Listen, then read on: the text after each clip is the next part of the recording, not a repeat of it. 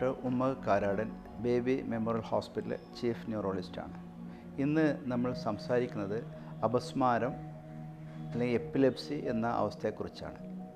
നിങ്ങൾക്കറിയാമല്ലോ, അപസ്മാരം എന്ന് വെച്ചാൽ നമ്മുടെ തലച്ചോറിലുണ്ടാകുന്ന കോശങ്ങളുടെ അനിയന്ത്രിതമായ പ്രവർത്തനം കൊണ്ടാണ് അപസ്മാരം വരുന്നത്.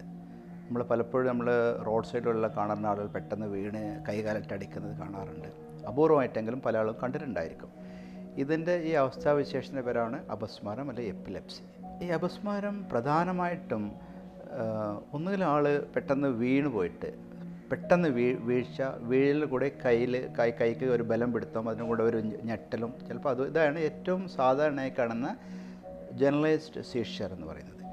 വേറെ ഒരു തരം അപസ്മാരമുണ്ട്, 60% ആളുകൾ കാണുന്നത്. അത് പെട്ടെന്നൊരു സ്വഭാവത്തിൽ മാറ്റം വരിക, പെട്ടെന്ന് അങ്ങനെ ചവയ്ക്കൽ, ചുണ്ടോട് ഓരോന്ന് ചെയ്യുക, കണ്ണൊരു വശത്തോട്ട് പോവുക, തല ഒരു വശത്തോട്ട് പോവുക. അതിൻ്റെ കൂടെ തന്നെ പെട്ടെന്ന് ഒരു മറവി, അല്ലെങ്കിൽ പെട്ടെന്ന് പുതിയ കാര്യങ്ങൾ ഒരു ഓർമ്മ വരിക, വയറ്റിനെന്തോ കയറി വരുന്ന പോലെ, അല്ലെങ്കിൽ പ്രത്യേക ടേസ്റ്റ് വരിക, സ്മെല്ല് വരിക, ഓരോന്ന് കാണുന്ന പോലെ, അല്ലെങ്കിൽ വെളിച്ചം മിന്നുന്ന പോലെ. ഇങ്ങനെയുള്ള പലതരം സെൻസറി, മോട്ടോർ, സൈക്കിക്, ഓട്ടോണി പലതരം സ്വഭാവ വിശേഷങ്ങളും താൽക്കാലികമായിട്ട് വന്നിട്ട് അത് പെട്ടെന്ന് നമ്മുടെ ഓർമ്മക്കുറവും ഒരു സ്ഥലകാല ബോധമില്ലാത്ത അവസ്ഥ വരും. ചിലപ്പോൾ അതിൻ്റെ കൂടെ തന്നെ വലിയ തോതിൽ അപസ്മാരം വരും. ഇങ്ങനെ പ്രധാനമായിട്ടും 2 തരത്തിലാണ്. കുട്ടികളിലാണെങ്കിൽ ചിലപ്പോൾ പെട്ടെന്ന് ഒരു സ്റ്റെയറിങ്, പെട്ടെന്ന് അവർ സംസാരിച്ചു കൊണ്ടിരിക്കുമ്പോൾ ഒരു സ്റ്റെയറിങ് ആയിട്ട് കുറച്ച് സമയം കണ്ണിങ്ങനെ ചിമ്മൽ മാത്രമേ ഉണ്ടാവുള്ളൂ.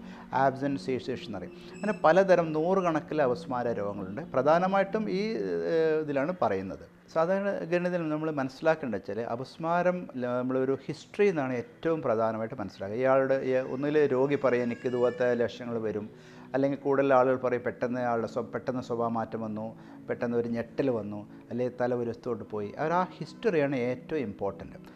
ഇതിന് ശേഷം നമ്മൾ പലതരം ടെസ്റ്റുകളുണ്ട്. EG, electro encephalogram. നമ്മൾ ECG ഹാർട്ടിന് എടുക്കുന്ന ബ്രെയിനിന് എടുക്കുന്ന ഒരു ടെസ്റ്റിനാണ് ഇലക്ട്രോ എൻസെഫലോഗ്രാം. അതുവഴി നമുക്ക് ആൾക്ക് ബ്രെയിനിൻ്റെ അപസ്മാരം വരുന്ന ഏരിയ, ഫോക്കസ് എവിടെയെന്ന് മനസ്സിലാക്കാൻ പറ്റും, ബ്രെയിനിന് വേറെ ഡാമേജ് ഉണ്ടെന്ന് മനസ്സിലാക്കാൻ പറ്റും. അതുപോലത്തെ പല കാര്യങ്ങളും നമുക്ക് അതിന് മനസ്സിലാക്കാൻ പറ്റും. ഇലക്ട്രോ എൻസെഫലോഗ്രാം ചിലപ്പോൾ ഒരു EG മനസ്സിലാക്കാൻ പറ്റണമെന്നില്ല, ചിലപ്പോൾ 24 hours നമുക്ക് റീഡ് ചെയ്യേണ്ടി വരും. വീഡിയോ EG എന്ന് പറയും. ഇതിന് കൂടെ തന്നെ സ്കാൻ, MRI സ്കാനാണ് ഏറ്റവും നല്ലത്. അത് ബ്രെയിനിലെ പലതരം അസുഖങ്ങളും പലതരം സ്കാറുകൾ, മീസിയൽ ടെമ്പറൽ സ്ക്ലിറോസിസ്, അല്ലെങ്കിൽ ബ്രെയിൻ ഉണ്ടാകുന്ന പലതരം അസുഖങ്ങൾ, പലതരം മാൽഫോർമേഷൻസ്, ജന്മന ഉണ്ടാകുന്ന വൈകല്യങ്ങൾ, ഇതെല്ലാം നമുക്ക് ഈ MRI മനസ്സിലാക്കാൻ പറ്റും. ചില കേസിൽ നമുക്ക് ചിലപ്പോൾ സോഡിയം കുറഞ്ഞിട്ടുണ്ടോ, കാൽഷ്യം കുറഞ്ഞിട്ടുണ്ടോ, ഷുഗർ കുറഞ്ഞിട്ടുണ്ടോ, മാഗ്നീഷ്യം കുറഞ്ഞിട്ടുണ്ടോ, അല്ലെങ്കിൽ ചില പോയിസണിങ്ങോ, ഇൻടോക്സിക്കേഷനോ, ആൽക്കഹോളിസോ, അങ്ങനെ ഇതൊന്നും നമുക്ക് ബ്ലഡ് ടെസ്റ്റ് വഴി നമുക്ക് മനസ്സിലാക്കാൻ പറ്റും. അങ്ങനെ ഈ ടെസ്റ്റുകളെല്ലാം വഴി നമുക്ക് ഏത് തരം അപസ്മാരമാണ്, അത് പണ്ടേയുള്ള അപസ്മാരമാണോ, പെട്ടെന്നുണ്ടാകുന്ന അപസ്മാരമാണോ നോക്കി അതിനനുസരിച്ച് അവൻ്റെ ചികിത്സ വ്യത്യാസപ്പെടുത്തേണ്ടി വരും. ഞാൻ പറഞ്ഞല്ലോ, അപസ്മാരം 2 തരത്തിൽ വരാം. ഒന്ന് പ്രൈമറി ആയിട്ട് പ്രത്യേകിച്ച് കാരണമൊന്നുമില്ലാതെ അല്ലെങ്കിൽ കാരണം കണ്ടുപിടിക്കാത്ത അപസ്മാരങ്ങളുണ്ട്, അല്ലെങ്കിൽ കാരണം കണ്ടുപിടിക്കുന്ന അപസ്മാരങ്ങളുണ്ട്. കാരണം കണ്ടുപിടിക്കുന്ന അപസ്മാരം ചില ഉദാഹരണം പറയപ്പെട്ട ഷുഗർ കുറഞ്ഞു പോവുക, സോഡിയം കുറഞ്ഞു പോവുക, കാൽഷ്യം മാഗ്നീഷ്യം കുറഞ്ഞു പോവുക, അല്ലെങ്കിൽ ആൽക്കഹോൾ ഉപയോഗിക്കുക, അല്ലെങ്കിൽ അതുപോലെ മരുന്നുകൾ, ബ്രെയിൻ ഉണ്ടാകുന്ന പലത് infections, head injury, encephalitis, meningitis, tumour, അങ്ങനെ എന്തെങ്കിലും ഒരു കാരണം ഉണ്ടെങ്കിൽ ചിലപ്പോൾ ആ കാരണം മാറ്റിക്കഴിഞ്ഞാൽ നമുക്ക് അപസ്മാര രോഗം ആവണമെന്നില്ല. അത് നമുക്ക് ഒരു താൽക്കാലികമായിട്ടുള്ള മരുന്ന് കൊടുത്തിട്ട് കുറച്ച് കഴിയുമ്പോൾ നമുക്ക് ആ മരുന്നുകൾ നിർത്താൻ പറ്റും. പക്ഷേ അപസ്മാര രോഗം എന്നുള്ളത്, അതായത് 2 അതിൽ കൂടുതലോ അപസ്മാരം വരിക, പ്രത്യേകിച്ച് ഒരു കാരണം കൂടാതെ വരികയാണെങ്കിൽ നമ്മൾ അതിനെ അപസ്മാര രോഗം എന്ന് പറയും. ഇതിന് നമുക്ക് പലതരം മരുന്നുകൾ അവൈലബിൾ ആണ്. പണ്ടൊക്കെ 1940s and 50s 1940കളിലും 50കളിലൊക്കെ 1-2 മരുന്നുകൾ മാത്രമേ നമ്മുടെ ലോകത്ത് അവൈലബിൾ ഉള്ളൂ. അതുതന്നെ പലതരം സൈഡ് എഫക്റ്റുള്ള മരുന്നുകളായിരുന്നു. ഇന്ന് അങ്ങനെയല്ല. ഇന്ന് ധാരാളം മരുന്നുകൾ, സൈഡ് എഫക്റ്റ് കുറഞ്ഞ മരുന്നുകളുണ്ട്, കുട്ടികൾക്ക് കൊടുക്കാൻ പറ്റിയ മരുന്നുകളുണ്ട്, പ്രായമുള്ളവർക്ക് കൊടുക്കുന്ന മരുന്നുകളുണ്ട്, ഗർഭിണികൾക്ക് കൊടുക്കാൻ പറ്റിയ മരുന്നുകളുണ്ട്. അങ്ങനെ എല്ലാ വിഭാഗങ്ങൾക്കും പറ്റിയ സൈഡ് എഫക്റ്റ് കുറഞ്ഞ മരുന്നുകൾ അവൈലബിൾ ആണ്. അത് ഒരു 70% ആൾക്ക് ഒരു മരുന്ന് മതിയാകും. ചില ആൾക്ക് ഒരു 10% ആൾക്ക് ചിലപ്പോൾ ഒരു 2 അതിൽ കൂടുതലോ മരുന്നുകൾ വേണ്ടതെന്നാക്കാം. ഇനി ഒരു 80% അപസ്മാരം നമുക്ക് ചികിത്സിച്ച് മാറ്റാൻ പറ്റുന്നതാണ്. ചികിത്സ മാറ്റാൻ പറ്റുന്നില്ലെങ്കിൽ അതിൻ്റെ അടുത്ത സ്റ്റേജിലേക്ക് നമ്മൾ പോകണം. കൂടുതലായിട്ടുള്ള EG, പ്രത്യേകം ബ്രെയിൻ അകത്തോട്ട് ലീഡ് വെച്ച് ഒരു സ്റ്റീരിയോ EG എടുപ്പിക്കുക, ഡെപ്ത് ഇലക്ട്രോഡ്സ് വെച്ചിട്ട് പ്രത്യേകതരം അതിനുള്ള സംവിധാനമുള്ള ഹോസ്പിറ്റലുകളെല്ലാം പോയിട്ട് ആ EG എടുപ്പിക്കണം. പിന്നെ അതിനുശേഷം അത് ഏതൊരു അപസ്മാരം നോക്കിയിട്ട് അതിൻ്റെ ചികിത്സ, അത് ചിലപ്പോൾ ഓപ്പറേഷൻ ആവുക, അല്ലെങ്കിൽ വാഗൽ നെർവ് സ്റ്റിമുലേഷൻ ആവുക, അല്ലെങ്കിൽ കിറ്റോജനിക് ഡയറ്റ് ആവുക, അല്ലെങ്കിൽ അതുപോലത്തെ ചികിത്സകളുണ്ട്, അത് നമ്മൾ കൊടുക്കണം.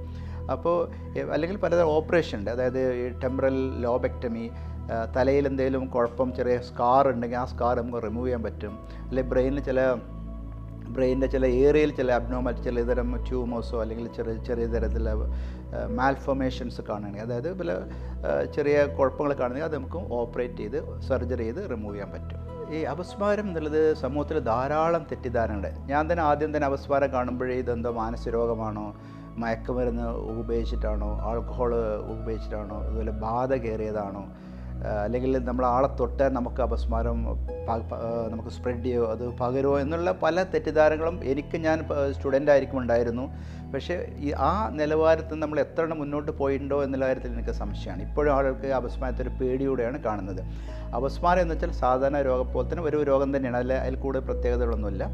അപ്പോൾ നമ്മൾ ഈ അപസ്മാര രോഗം ഏകദേശം ലോകത്തിലൊരു 6.5 കോടിയിലധികം ആളുകൾക്ക് അപസ്മാരമുണ്ട്. ഇന്ത്യയിൽ തന്നെ 1,111,000 പേർക്ക് അപസ്മാര രോഗമുണ്ട്. അതിൻ്റെ അർത്ഥം നമ്മളെ നാട്ടിൽ തന്നെ ധാരാളം അപസ്മാര രോഗികൾ ഓരോ വർഷം വന്നുകൊണ്ടിരിക്കുന്നുണ്ട്. ഏകദേശം ധാരാളം പേര് അപസ്മാര രോഗത്തിന് ചികിത്സ കിട്ടുന്നവരുണ്ട്. അത് പല ചെറിയ ഒരു ദിവസം മുതൽ 100 വയസ്സ് വരെയുള്ള ആൾക്ക് ഈ അപസ്മാര രോഗമുണ്ട്. പക്ഷേ ഓരോ കാലഘട്ടങ്ങളിലും അതിൻ്റെ കാരണങ്ങൾ വ്യത്യാസമായിരിക്കും.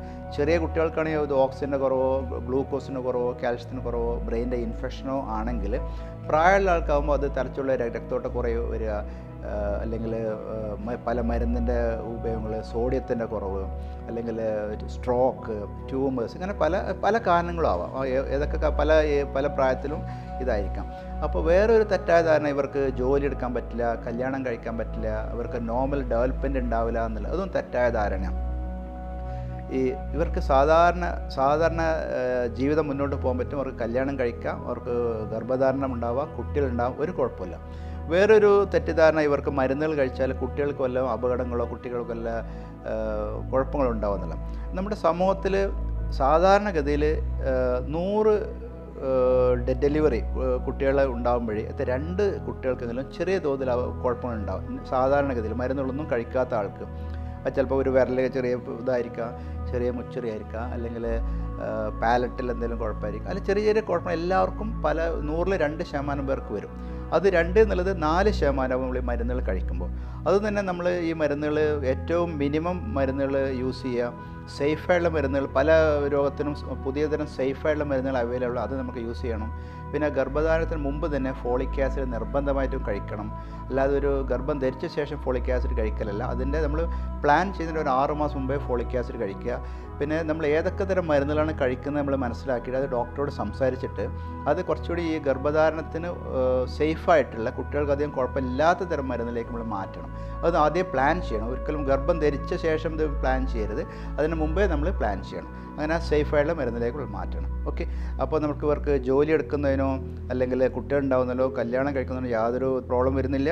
അതുപോലെ തന്നെ ഇത് പാരമ്പര്യമായിട്ട് കിട്ടുന്ന രോഗങ്ങൾ വളരെ വളരെ അപൂർവങ്ങളാണ്. സാധാരണഗതിയിൽ നമ്മൾ അപസ്മാരമുള്ള രോഗികൾക്ക് നമ്മളൊന്നും കൊടുക്കരുത്.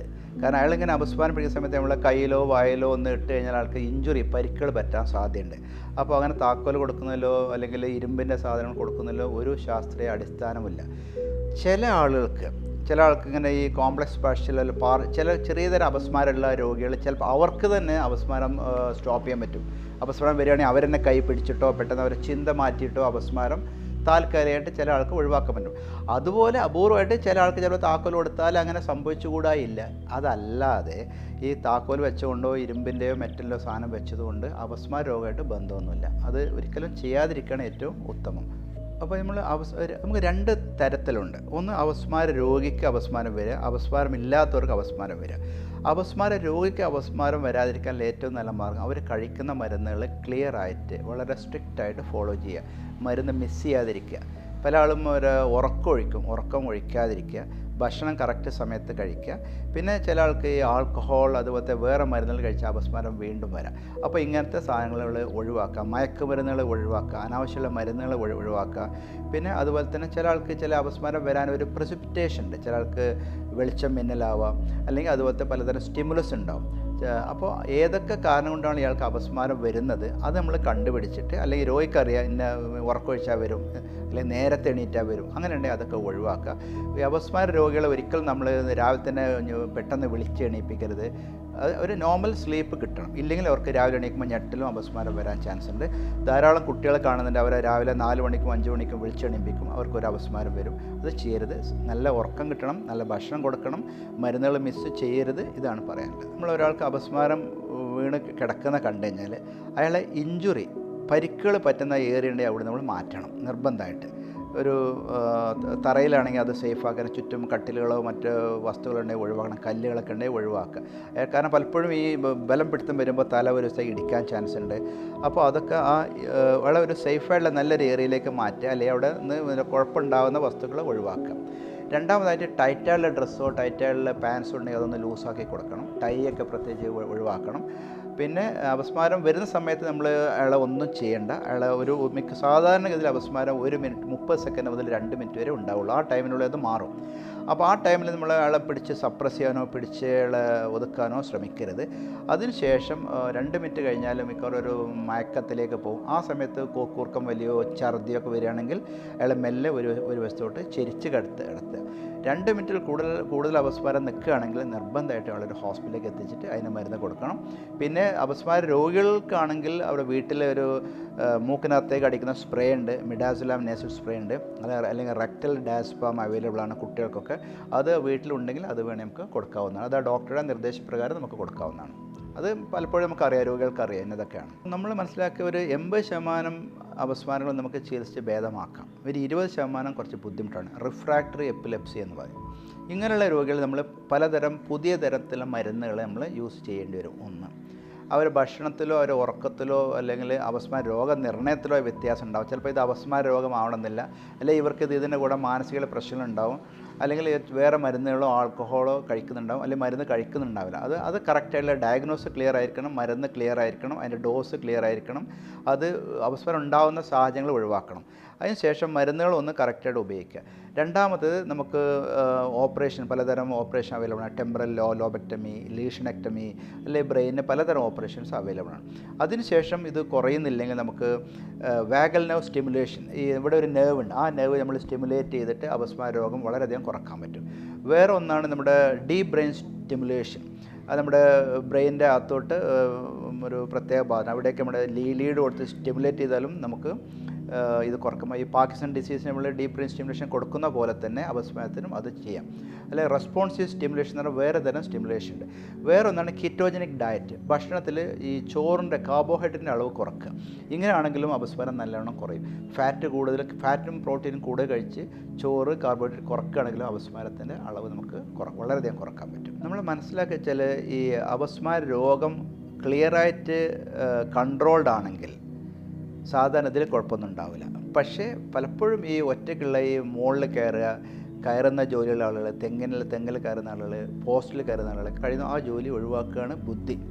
ബാക്കി അതേമാതിരി തീയുടെ അടുത്താണെങ്കിലും ഒരു സൂപ്പർവിഷൻ വേണം. തീയുടെ അടുത്ത് അല്ലെങ്കിൽ കുളിക്കൊക്കെ ആണെങ്കിലും, കാരണം നല്ല കൺട്രോൾ ചെയ്ത ആൾക്ക് സാധാരണത്തിൽ കുഴപ്പമൊന്നും ഉണ്ടാവുന്നില്ലെങ്കിലും അപൂർവമായിട്ട് ഇവരുടെ ഈ തീ, അതുപോലെ തന്നെ ഹൈറ്റുള്ള വീഴ്ച, അതുപോലെ തന്നെ ഈ ഡ്രൗണിങ്, വെള്ളത്തിൽ, അതിന് അവരുടെ മരണനിരക്ക് കുറച്ച് സാധാരണക്കാരും വളരെ കൂടുതലാണ്. ഒരു 7 ഇരട്ടിയോളം കൂടുതലാണ്.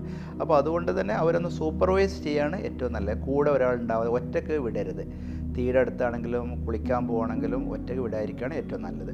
പിന്നെ പലപ്പോഴും ഇങ്ങനത്തെ ആൾക്ക് മരുന്ന് മിസ് ചെയ്താൽ അത് കുഴപ്പമുണ്ടാകാനുള്ള ചാൻസ് കൂടുതലാണ്. അപ്പോൾ മരുന്നൊരിക്കലും മിസ്സാവരുത്.